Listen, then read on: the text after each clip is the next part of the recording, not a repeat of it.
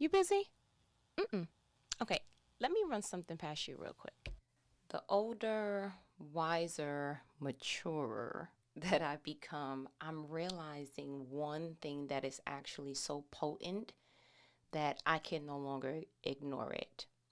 When I looked up people who we all considered unanimously the greats, the Kobe's, the Steph Curry's, the Oprah's, the Beyonce's, the E or the aboves, I noticed that there is a commonality.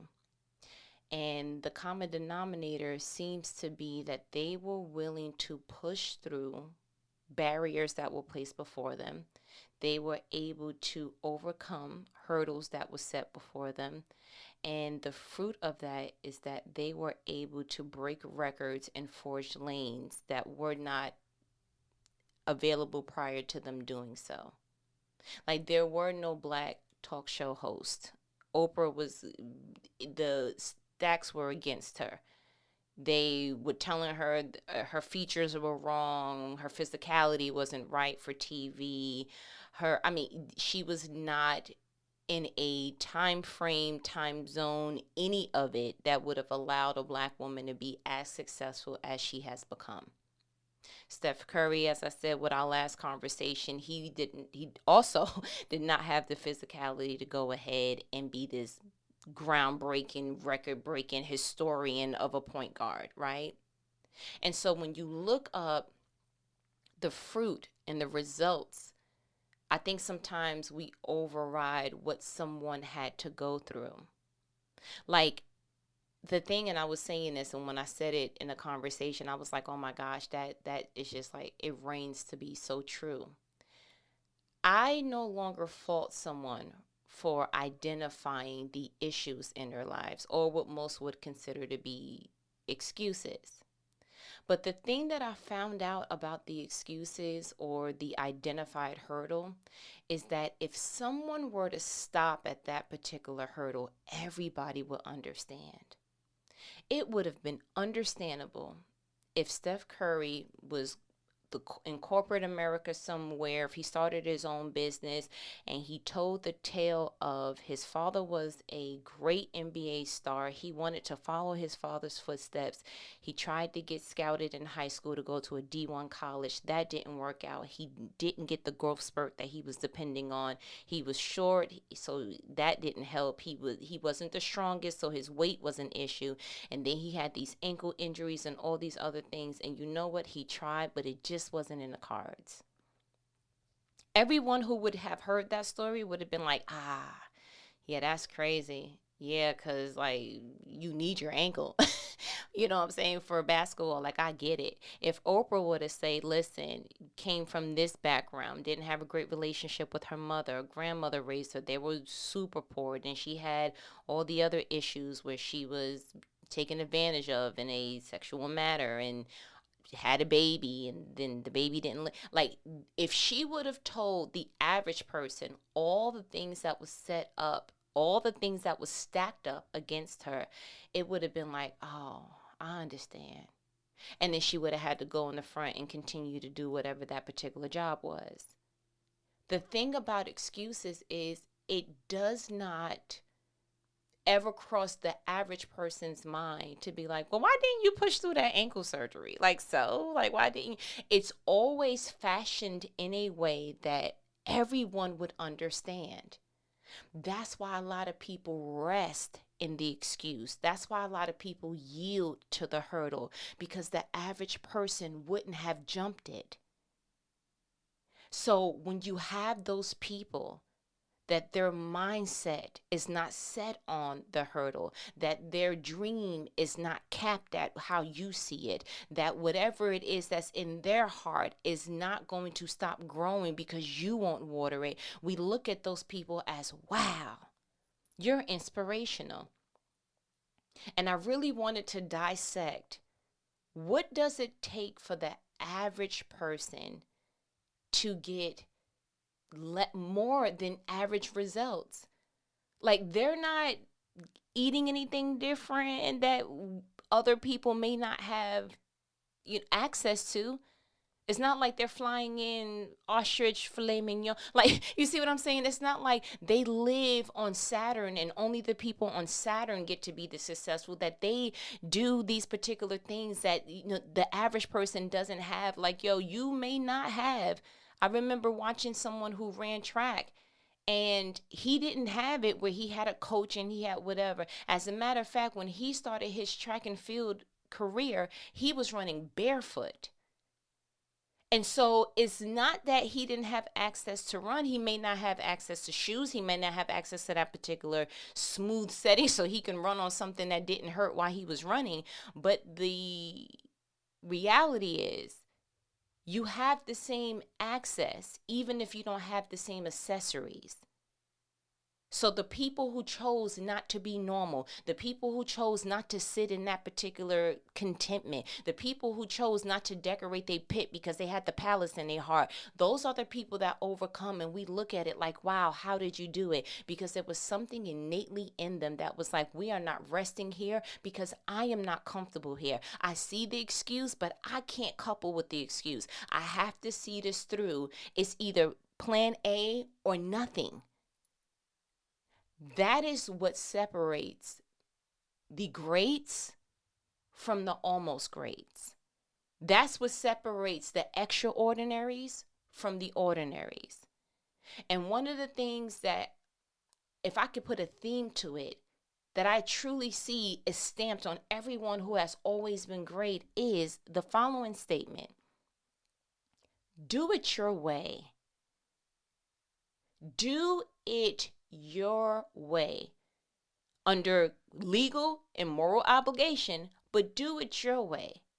Because everyone that I have seen do something in a way that resulted in yielded fruit of excellence looks like they simply went against the grain.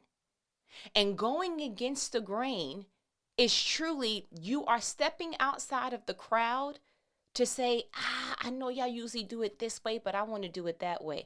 I thought actually going against the grain was a New York term until I actually looked it up, and I was like, oh, the people be knowing. So real quick, the Oxford American Dictionary and the bishop over there, when I looked up against the grain, the definition says, contrary to the natural inclination or feeling of someone or something.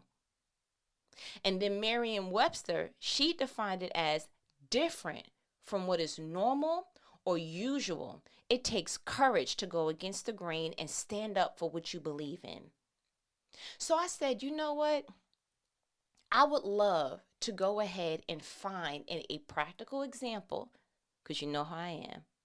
I want to find an example of someone who illustrated this in a way that's like, bruh, you have, if going against the grain and doing it your way was a person, you would have this first social security number in it. So when I think of it, I want to think about David. Yep, David and Goliath. I want to jump right into it. You know, I read from the NLT version, right? Okay, 1 Samuel 17. I want to start at verse 32.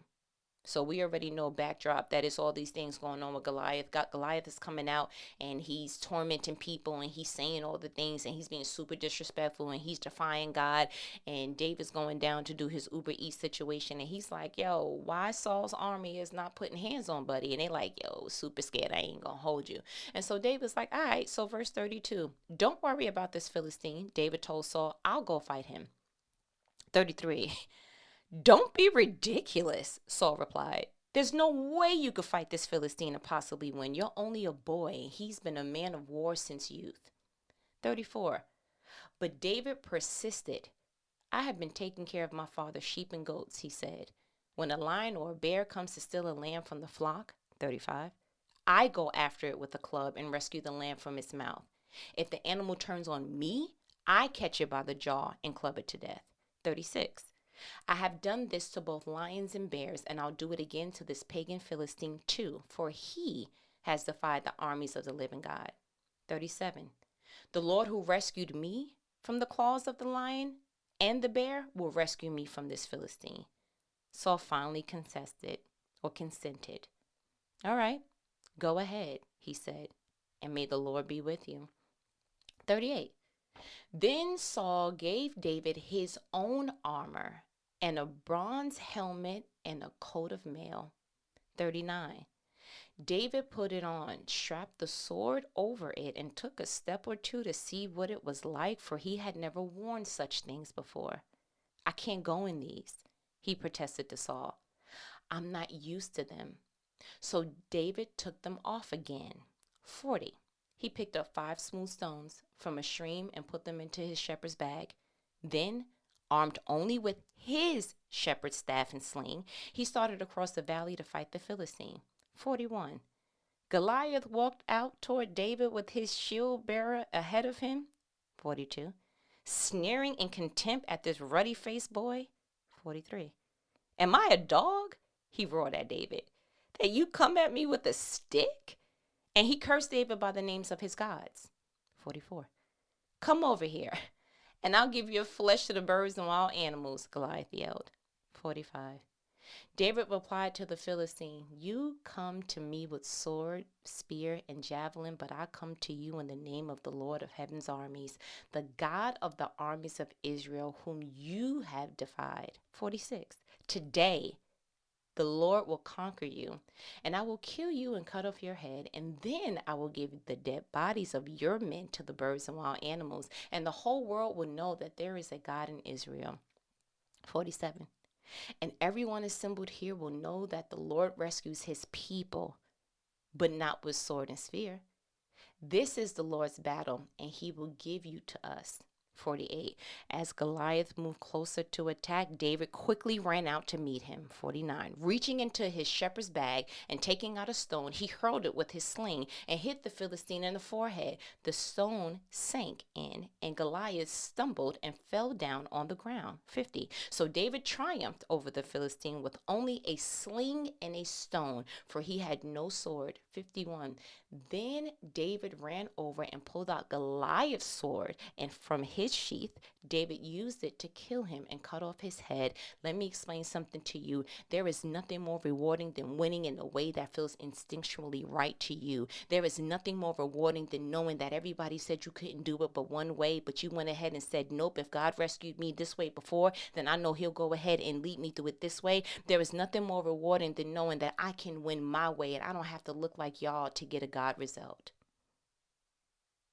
There is nothing more rewarding to know that you can literally walk out with your faith and 5 smooth stones and know that God, I'm going out here with the belief and faith in you.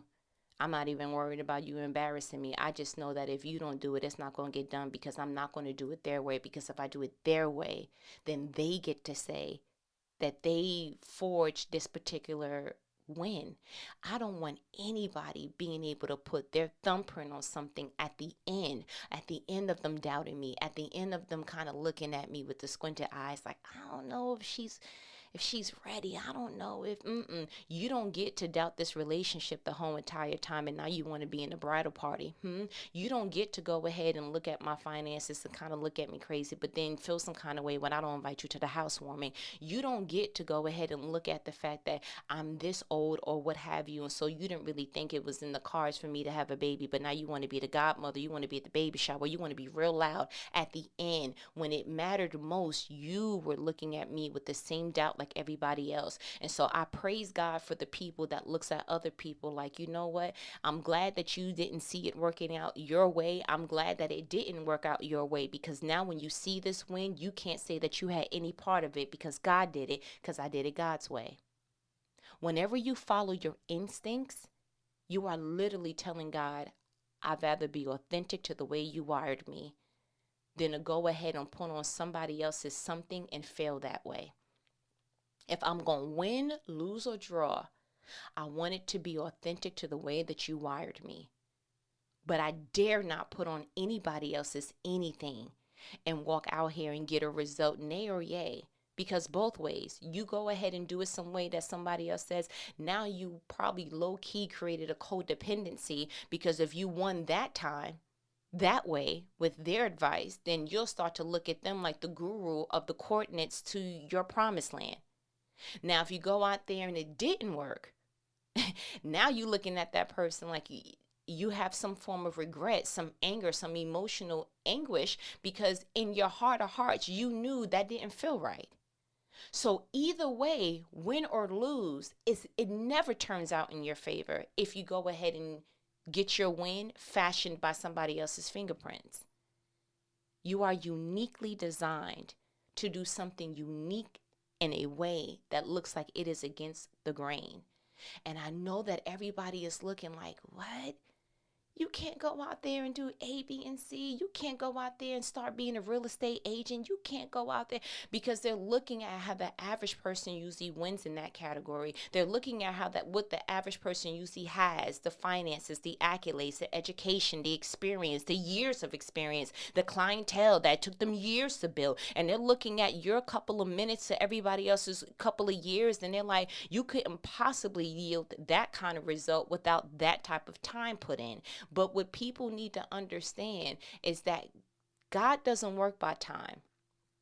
My husband taught me a very valuable lesson, because I'm a person that likes to set time frames, not necessarily for God, but just to make sure that I am doing what I said that I would do. If I said in a year I'm going to do A, B, and C, then I want to make sure that I'm doing the little steps in between to make sure that in a year I get A, B, and C. And so sometimes that forges over that when I'm believing in God, I put time frames on stuff like, oh, within this time I'm going to get, with it, and this time I'm going to get. And my husband reminded me, he said, I want you to know that that's beautiful, but God doesn't work in time. Notice every time frame that you put in, he's done it earlier. And I was like, oh my gosh, that's absolutely true. Like, something about that is like, oh snap. So now that I'm seeing that God can operate, he'll operate inside of your authenticness, but he's not going to operate in constraints of what somebody else told you to do or what somebody else wants you to do. Because what somebody else may have, it took them 20 years to build, God can do that in 2 months. What it took them, just think about Goliath. But buddy, you have been in war since youth. So why is it that the person who you succumbed to have 5 stones? They didn't teach you stone repellent in army camp, Goliath? They didn't teach you the classic bob and weave? They didn't teach you that? They didn't teach you how to fight people that's smaller than you because you 9 foot? They didn't teach you. So look at the fact that Goliath succumbed to someone who didn't have the years of experience. How we read that? We read that as like, oh, but that's a once in a lifetime. No, because it doesn't take everybody the same amount of time to get what God has for them. God is not waiting for a time frame. He's waiting for your character to catch up. Because the worst thing in the world is to get a blessing that is premature for your character, because it would then become a burden. God giving you a wife, sir, before you are ready to be a husband, you now have the burden of trying to carry somebody's heart, and you can't do it because you are not there. And so now you break something that God meant for you to protect. And now for the rest of her life, she got to carry that and go ahead and get the healing and things to mend that, so that when she goes ahead and goes through the blessing that is ready for her, that she doesn't have to hear the echo cry of what you did to her heart years ago. You want to go ahead and try to be in management before your character can sustain that? You will hurt someone who was possibly meant to help you and assist you in ways that you don't. Think about Saul and David. When God took his blessing off of Saul, they sent David to go ahead and play the harp and soothe him and do all the things. David was initially in Saul's presence prior to all, like in his presence to soothe him. But when he started looking at David as competition, when he started looking at David as this young boy coming in here thinking he going to take over my kingdom and do A, B, and C, he started to try to kill and assassinate the very thing that God sent to assist him. When character does not align to what God has, when character does not align to your assignment, when character does not align to the greatness and the promise that God has, it is the burden that hurts everyone, including yourself. I love the fact that Samuel 17, 1 Samuel 17 is a clear depiction on this is what happens when you go against the grain. Look how much David had to actually go. He had to literally override. You got Saul telling you outright, don't be ridiculous. There's no possible way you can win. Sir, if this is not listen, if you're not good with words, I don't expect you to be no motivational speaker, coach kind of person. But if you have nothing nice to say, sir, did you watch Bambi? Because you giving me all the negativity, all the negative energy, all the negative vibes right before I'm about to do something that I've never done before. The worst thing in the world is get advice from someone and you already in your emotions, you're already excited about it, and they deflate your particular air bubble of potential with what their realistic view is. I don't need you telling me at this particular point you don't think the relationship's going to work. I'm already engaged. I don't need you telling me I don't think that's the company for you when I'm already in management. I already put these years in. I don't need you telling me that, the housing market looks some type of way and I'm already under contract. I don't need you coming with your negativity last minute, 8th, 9th inning of the game to tell me something and I'm already on the brink of winning the championship. If I follow what I feel, if I follow my instincts, if I follow the thing that God instinctually put in me, I could get this win. But here you come being a fake coach and you're trying to deter me for the one thing that I don't have yet, for the one thing that I'm believing God for. So if I believe that I can go ahead and do this, I don't care if I've never done this before, I'm putting my faith in God that I'll be able to do it this time. This time. And if you don't have anything to add to this, if you don't have anything that's going to affirm this, then I need you to sit on the sidelines with everybody else who does not know me. The worst thing in the world is to have the most negative speeches, the negative additions to your ear and to your soul being added to you by a person who knows you. I'd much rather it be somebody who didn't know me. I'm sure David was looking like, yo, out of all people, my brother has something to say. A couple of verses ahead, his brother was like, what are you here for? Bro, I would have much rather heard that from somebody who didn't know me and not my brother.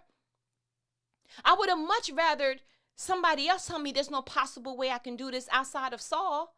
Sir, I know you. Like, I'm out here my father's sending me out to do the Uber Eats David Dash edition for y'all. I'm coming down here to feed y'all. I'm literally coming down here to feed y'all. And what you're giving me in advance is not feeding me. I much rather hear doubt from people that I don't know. I much rather hear doubt from people who have not seen me in certain seasons. I much rather hear the negativity come from somebody who's a naysayer. It don't mean nothing to me when it's posted on social media, but it hurts me when it's a text message from the person that's close to me. It hits different from someone who knew what I had to overcome to get here. So the fact that David even had to explain himself in that moment, he had to explain what God did with him with the claws of the lion and the bear and all of that. It's almost like, why he got to convince you and you not even convinced to be courageous enough to go out here and fight Goliath yourself? Sir, aren't you over the army, Saul? Huh? Like, how dare you tell me what I couldn't possibly do? Are you, in fact, projecting what you feel about yourself? Is that why y'all sit over here for 40 days letting Goliath go off at the mouth and say what he want to say while you in the army, y'all shaking in y'all boots, literally? And so that when I come out here off the one and I'm like, who he talking to? You like, oh, there's no possible way. Excuse me, sir. Don't project your trailer on my movie. I could win. If you feel like you can't, you go over there and you stay small. But I'm going to go over here and I'm going to beat a big giant and with a big God. You understand? That's how we should be looking at stuff. I'm going against everything that looks like it's regular. I get it. But if I believe it, why would you want to even be in the vicinity of disbelief if I believe it? If nothing at all, I'd rather you just get the spirit of the shut up. I'd rather you get the spirit of the shut up and watch me walk out and whisper to yourself, honestly, I didn't think you was going to do it. I had somebody actually do that. I had someone actually say, after various wins in a certain area, say to me, I'm going to be honest, you turned out way better than what I thought. And it wasn't a stranger. It was someone who used to change my diaper. I don't think that at that moment, the person meant it in a way that would have been downhearted for me. But the reality is is that you were changing my diaper. You were watching me grow teeth. You were watching me lose them. You were watching me learn certain things. You were watching me learn how to crawl, go from walking, go from all these different milestones. And in the back of your mind, you were like, I don't think she's going to make it. Can I say something to you? Even though that is probably the most disrespectful, emotional thing you could ever tell anyone, the one thing that I can pull from that now is I'm glad that that person didn't tell me that in the midst of me overcoming certain trials. I'm glad that you told me that on the other side of me gaining something, because I remember the Sauls in my life. I remember the souls that was like, you gonna ask for a promotion? Because I don't really think they gonna do it. You gonna go ahead and apply for that? I don't really think that they gonna lie. Oh, okay. Oh, you gonna move to, even down to me moving to Georgia. Oh, you'll be back because you know such and such. She moved down there and then she came back up and she lived with her mother now. And she like, do you understand that I was being told that while I was packing my U-Haul? It hits different when you already gotta have a certain standard of, I gotta have courage enough to get out this boat. The last thing I need is for you to be whispering your final floaty of failure in my ear before I walk on water. That's the last thing I need. And if I can give a remedy to that, it looks like going against the grain forever in every circumstance. Y'all want David to be over here scared with you. He went against the grain and was like, I'm going to do it with God. Y'all want Peter to be in this boat scared with you. He went against the grain and was like, nah, I'm going to go over here and do it this way. Y'all wanted these nurses to go ahead and any Hebrew boy that was born, throw him in the now. Nah, I'm going to go against the grain because something was instinctual. Something was just, it was innate. It was like, I know that they say that it only works this way. I know that they say you should only operate in this particular matter. I know that they say that businesses usually don't find a profit until this amount of years. I know that they say second marriages usually have this particular rate. I know that they say teenage years are the worst years, so that's when you kind of don't like your kids. I know that they say that if you don't particularly have this particular amount of money and you didn't go ahead and invest early, that you're not going to retire with dignity. I know that they say that, black people, Hispanic people, the minority, they usually don't win because there's no space for you. They have laws against certain things. I mean, on the freaking application, the extra question is, are you Hispanic or not? Like, I know that it looks like the stacks are against you, but if I can just go ahead and give a word and say, if you go against the grain with a big God, I promise you'll get the result. How can I say that with so much vigor? How can I say that with so much tenacity? Because I've seen it. Because I believe it. I've seen it in my life. I see it in a celebrity's life. But most of all, I've seen it in the Bible. And when we look at David, he is the depiction of what happens when you go against the grain. What happens? That you went ahead and said, I'll put my God before your doubt any day. I know what God did before.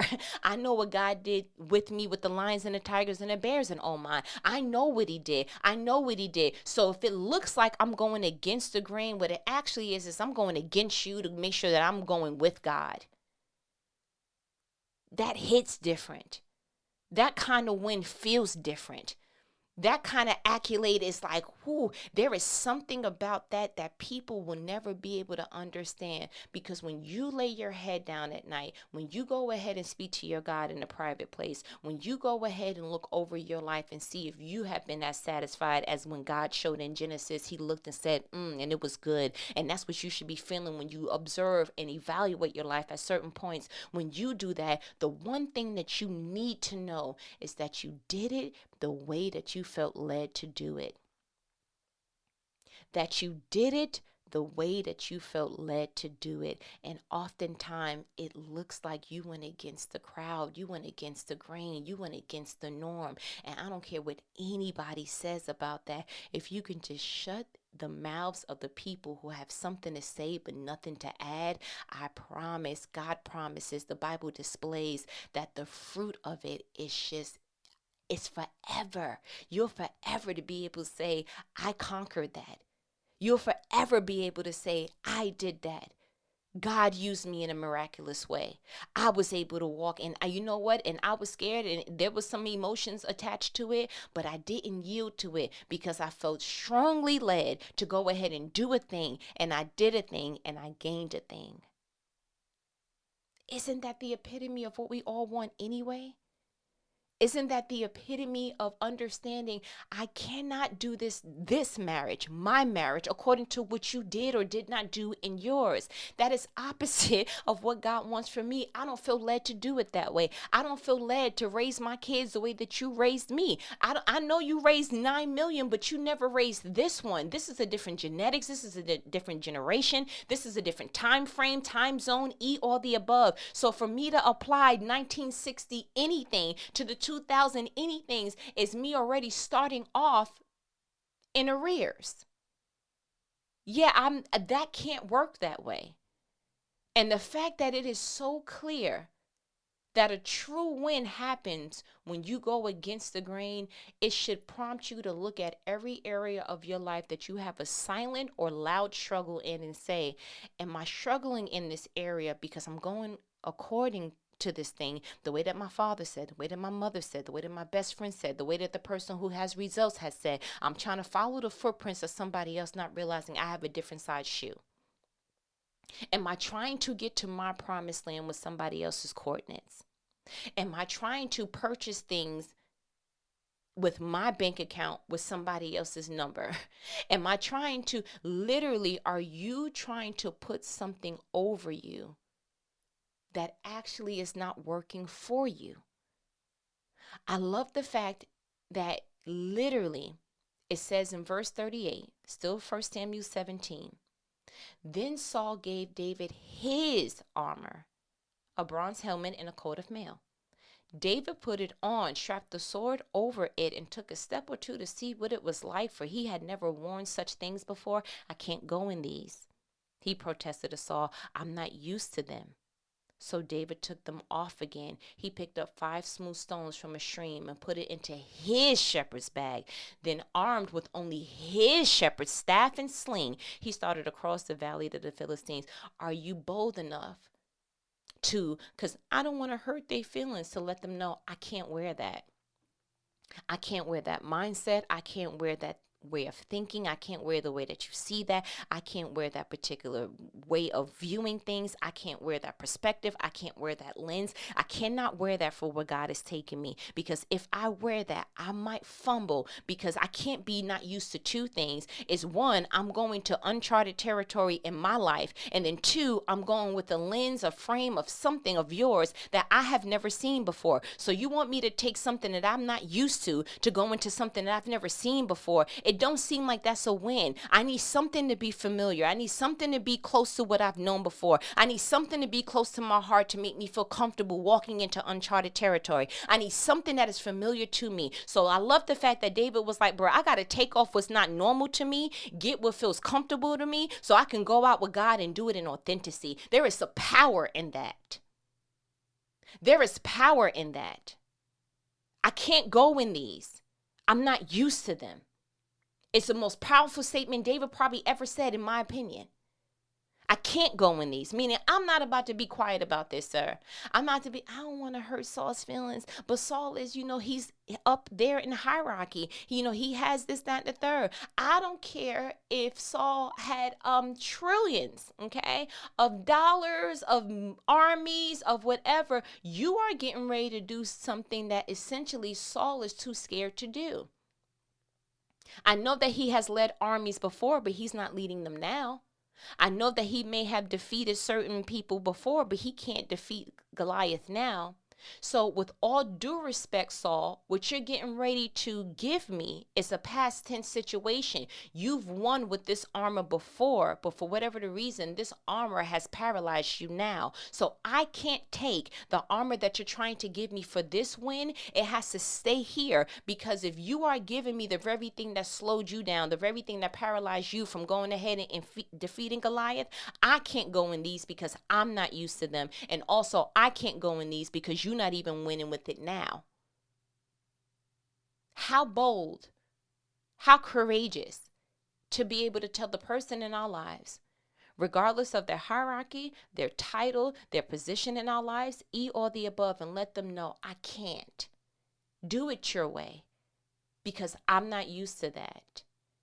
You want me to go out here and tell off such and such and let her know that A, B, and C? I can't do it that way. I will speak my mind, but it's going to come from my heart. You want me to go out there and put such and such in a place because how dare they and blah, blah, blah. Okay, I understand what you're saying, but I'm also going to do my way because the Bible says that I got to answer for the things that I said. And the last thing I'm about to do is go before God and say that I did something, said something, or traveled any way in any portion of my life this way because somebody else told me to do it that way. Somebody else fashioned your failure and you're going to stand before God and say, oh, they told me. No, that sounds a lot like the garden. God was like, Adam, what you do? The woman you gave me, sir. Did God excuse that then? No, so he's not going to excuse it for you. So bare minimum, if you feel like I can't, it's against my culture to go against what they say. You better go against the grain if you want what God has for you. It's against company policy to go against the grain. You better do what God told you to do so that you can earn what God wants you to earn. I can't, my grandparents, they raised such and such kids, but you better go against the grain, go against the grandparents, go against anything that feels like I want you to do it my way because there's a certain thing that I'm trying to get you to ascertain. You better go against that because that looks like there's no room for God to do something dope.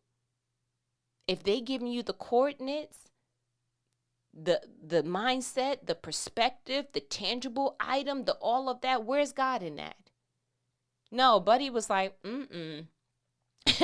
I'm getting ready to go with God. And he made it clear. The most gangster part of it all, to be honest with you, is that he said in verse 47, and everyone assembled here will know that the Lord rescues his people, but not with sword or spear. This is the Lord's battle, and he will give you to us. But he said, I'm not about to pretend like I don't have it. I get it.